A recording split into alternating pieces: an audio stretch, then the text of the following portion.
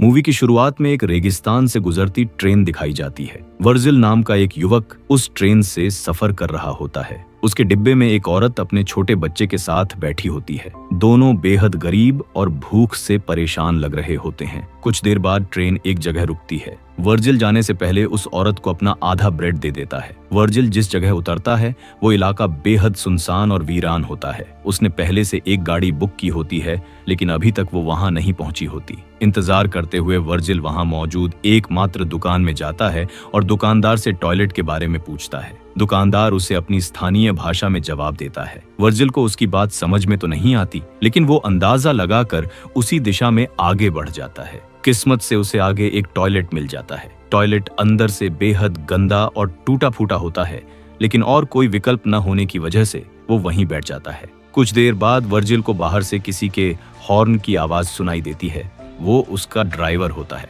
अगले पल वर्जिल और कीट को एक जगह की ओर जाते हुए दिखाया जाता है जिसका नाम कंपाउंड होता है। रास्ते में दोनों के बीच किराए को लेकर थोड़ी बहस हो जाती है। ड्राइवर पहले से तय रेट से कहीं ज्यादा पैसे मांग रहा होता है। चूंकि वर्जिल वहां नया होता है, इसलिए उसे उसकी बात माननी पड़ती है। थोड़ी देर बाद तपती गर्मी से परेशान होकर वर्जिल एसी बढ़ाने की कोशिश करता है, लेकिन कीट उसे मना कर देता है, यह कहते हुए कि इससे इंजन पर प्रेशर बढ़ेगा और वो बंद भी हो सकता है। कुछ दूर जाने के बाद गाड़ी का टायर पंचर हो जाता है। वर्जिल कीट की मदद से टायर बदलने लगता है। तभी पास में दो जंगली कुत्ते आपस में लड़ने लगते हैं। उनमें से एक बुरी तरह घायल हो जाता है। कीट उनमें से एक कुत्ते को भगा देता है और जो जख्मी होता है उसे दर्दनाक मौत देता है ताकि वो और न तड़पे।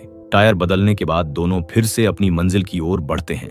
रात होते होते अंधेरा घना हो जाता है और दोनों वहीं रुकने का फैसला करते हैं। बातों बातों में कीट वर्जिल से पूछता है कि वो कंपाउंड क्यों जा रहा है, क्योंकि वहां बहुत कम लोग जाते हैं। वर्जिल बताता है कि उसने नौकरी का एक विज्ञापन देखा था और वो वहां नई जिंदगी शुरू करने जा रहा है। अगली सुबह दोनों आगे बढ़ते हैं। इस बार गाड़ी वर्जिल चला रहा होता है और कीट आराम कर रहा होता है। कीट के सो जाने पर वर्जिल एसी की स्पीड बढ़ा देता है, लेकिन इससे इंजन पर दबाव पड़ जाता है और गाड़ी बंद हो जाती है। कीट को जब यह पता चलता है तो वो वर्जिल को काफी खरी खोटी सुनाता है। जब कीट इंजन ठीक करने में लगा होता है, वर्जिल पास में टहलने लगता है। थोड़ी दूरी पर उसे कुछ अजीब से चमकते पत्थर नजर आते हैं। जब वो पास जाकर देखता है तो उसे एहसास होता है कि वो पत्थर नहीं बल्कि सोना है। वो तुरंत कीट को आवाज लगाता है। कीट कहता है कि अगर ये पत्थर आग में काला पड़ गया तो समझ जाना कि ये असली सोना नहीं बल्कि साधारण पत्थर है। वर्जिल लाइटर जलाकर टेस्ट करता है, लेकिन पत्थर का रंग नहीं बदलता।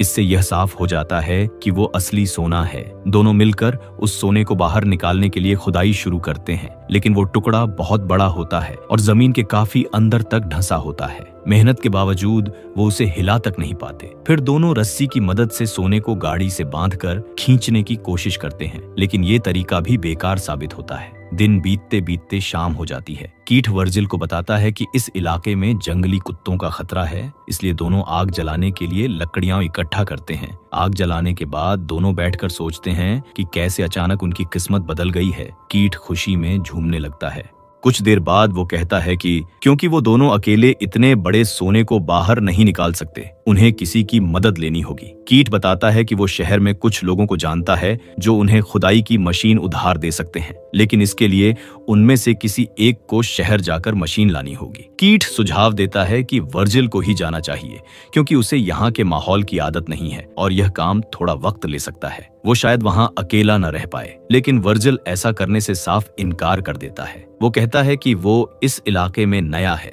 किसी को नहीं जानता, इसलिए उसके जाने से बेहतर है कि वो यहीं रहे और सोने की निगरानी करे। कीट फिर भी उसे मनाने की कोशिश करता है, लेकिन वर्जिल दृढ़ता से कहता है कि वो एक मजबूत इंसान है और यहाँ अकेले रहकर भी सोने की रक्षा कर सकता है। अगली सुबह कीट वर्जिल को वहां रहने के लिए जरूरी सामान देता है, जिसमें एक सैटेलाइट फोन भी शामिल होता है, और फिर रवाना हो जाता है। जाते वक्त वो वर्जिल से कहता है कि मशीन वापस लाने में शायद 5 दिन लग जाए। कीट के जाने के बाद वर्जिल अपने टेंट को एक पेड़ से बांधकर रहने का इंतजाम करता है। इसके बाद वो रात के लिए लकड़ियां लाता है। रात होते ही वो खाना खा लेता है, लेकिन तभी दूर से जंगली कुत्तों के भौंकने की आवाज आने लगती है। डर की वजह से वो अपने हाथ में चाकू लेकर चौकन्ना बैठ जाता है। अगली सुबह जब उसकी नींद खुलती है तो वो बेहद थका और कमजोर महसूस कर रहा होता है। वो जब शौच के लिए जाता है तो उसे एहसास होता है कि पानी बहुत कम बचा है। तभी अचानक फोन बजता है। वो बिना समय गंवाए फोन उठाने के लिए दौड़ता है, लेकिन फोन कट जाता है।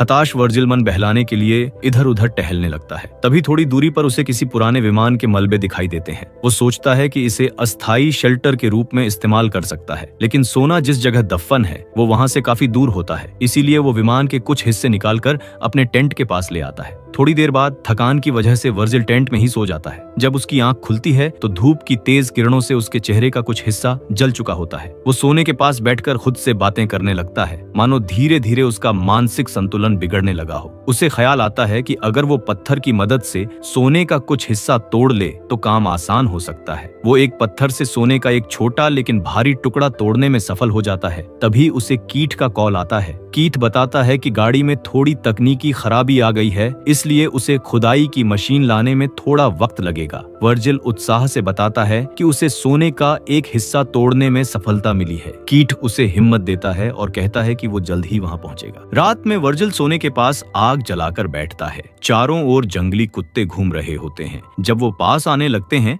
तो वर्जिल मशाल का सहारा लेकर उन्हें डराता है। अगली सुबह वो कंटेनर से थोड़ा पानी निकालकर पीता है। तभी अचानक उसे एक सांप उसकी ओर रेंगता हुआ दिखता है। वो उसे मारने की कोशिश करता है, लेकिन सांप वहां से भाग जाता है। इसी कोशिश में उसकी पानी की बोतल गिर जाती है और काफी सारा पानी जमीन पर बह जाता है। अब प्यास की समस्या और बढ़ जाती है। कुछ देर बाद वो फिर से विमान के पास जाता है और उसके कुछ हिस्से निकालकर शेल्टर को मजबूत करने लगता है। तभी उसे दूर से एक अजनबी उसकी ओर आते हुए दिखाई देता है। वो तुरंत छिपने के लिए विमान के अंदर घुस जाता है। कुछ ही देर में वो अजनबी विमान के करीब पहुंचता है और वर्जिल को बाहर निकलने के लिए आवाज लगाता है। पता चलता है कि वो अजनबी एक महिला है। वो कहती है कि यह विमान उसका ठिकाना है और वर्जिल से वहां आने की वजह पूछती है। वर्जिल कोई जवाब नहीं देता। महिला उसे पानी और खाना देने की कोशिश करती है, लेकिन वर्जिल ठुकरा देता है। उसे वर्जिल का बर्ताव बहुत अजीब लगता है। वो शक करने लगती है कि वर्जिल उससे कुछ छुपा रहा है। वो लगातार उससे सवाल पूछने लगती है, जिससे परेशान होकर वर्जिल उठकर वहां से जाने लगता है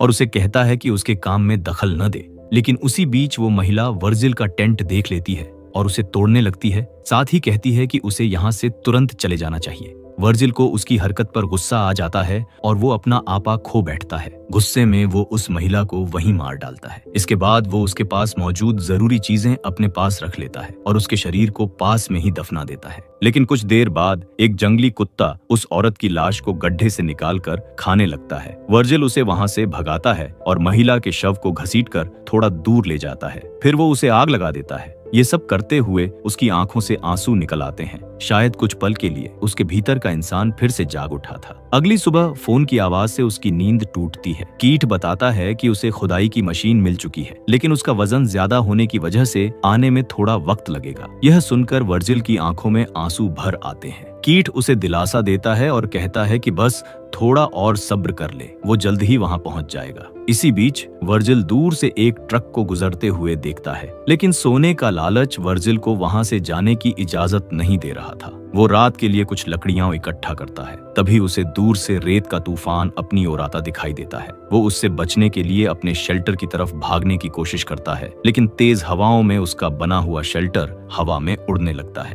वो खुद को बचाने के लिए भागता है। तभी एक पेड़ की टहनी तेजी से आकर उसके पेट में घुस जाती है। कुछ देर बाद तूफान थम जाता है। जब वर्जिल को होश आता है तो वो खुद को रेत के ढेर में दबा हुआ पाता है। उसके पेट में वो टहनी अब भी फंसी होती है, लेकिन लालच उस पर इतना हावी होता है कि वो अपने जख्म के दर्द को नजरअंदाज कर सोने के पत्थर की जगह ढूंढने निकल पड़ता है। मिट्टी में थोड़ी देर तक खोजने के बाद आखिरकार उसे वो पत्थर मिल जाता है। इसके बाद वर्जिल अपने पेट से टहनी निकालने की कोशिश करता है। टहनी निकालते ही उसके पेट से खून की धार बहने लगती है। वो किसी तरह एक डिब्बे के ढक्कन को आग में गर्म करता है और उससे अपने घाव को जलाकर बांधने की कोशिश करता है ताकि इन्फेक्शन न हो। फिर वो अपने चेहरे पर रेत मलता है और थकान से वहीं बेहोश होकर गिर जाता है। जब उसे होश आता है तो उसके सामने एक औरत खड़ी होती है, हाथ में धनुष ताने हुए। उसे देखकर वर्जिल को पहले वाली औरत याद आती है जिसे उसने मार दिया था। वो औरत वर्जिल को पानी पिलाती है और फिर चुपचाप वहां से चली जाती है। जब वर्जिल की दोबारा आंख खुलती है तो वो उस औरत को ढूंढने लगता है जिसने उसे पानी दिया था। उसे लगता है कि शायद यह सब उसका भ्रम था। तभी फोन बजता है। कीट कॉल पर होता है। वो कहता है कि वो अब पास ही है और जल्द पहुंच जाएगा। कॉल कटने के कुछ देर बाद वही औरत फिर से वर्जिल के पास आती है और उसकी तरफ मदद का हाथ बढ़ाती है, लेकिन लालच अब उसके अंदर पूरी तरह घर कर चुका होता है। उसे डर होता है कि कहीं वो सोने की जगह का पता न लगा ले, इसलिए वो उसे जाने के लिए कहता है। जाने से पहले वो औरत अपनी लापता बहन के बारे में पूछती है, वही औरत जिसे वर्जिल ने पहले मार दिया था। वर्जिल कुछ नहीं कहता, बस चुपचाप उसे देखता रहता है। थोड़ी ही देर में कई जंगली कुत्ते वर्जिल को चारों तरफ से घेर लेते हैं। घबराकर वो कीट को कॉल करता है और उससे जल्दी आने की विनती करता है। कीट कहता है कि वो बस पहुंचने ही वाला है। वर्जिल डर और दर्द से भरकर रोने लगता है, अपनी जान की भीख मांगते हुए।